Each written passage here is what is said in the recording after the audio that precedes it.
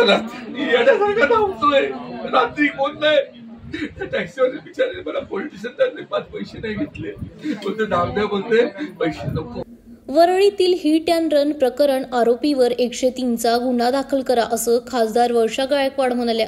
वरळीतील hit and run प्रकरणातील मुख्य आरोपी शिवसेना शिंदे गटाचे उपनेते राजेश शहा यांच्या मुलाला अटक करण्यात 3 दिवस का लागले यावर संशय व्यक्त केला जात आहे।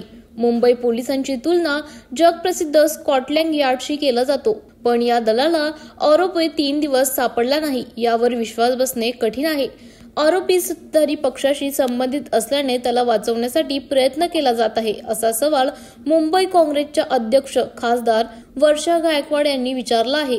खासदार वर्षा गायकवाड यांनी आरोपीवर 103चा गुन्हा दाखल करण्याची मागणी केली आहे। आरोपीला 3 दिवसानंतर अटक केल्यामुळे त्याच्या वैद्यकीय चाचणीत तो दारू प्याला होता की नाही हे सिद्ध होणार नाही असं वर्षा गायकवाड यांनी सांगितले।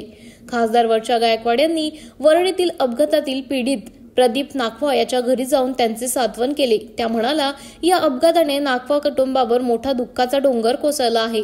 अपघात होऊन 3 दिवस झाले तरी सरकारच्या एकाही प्रतिनिधीचे नाखवा कुटुंबियांची भेट घेतली नाही।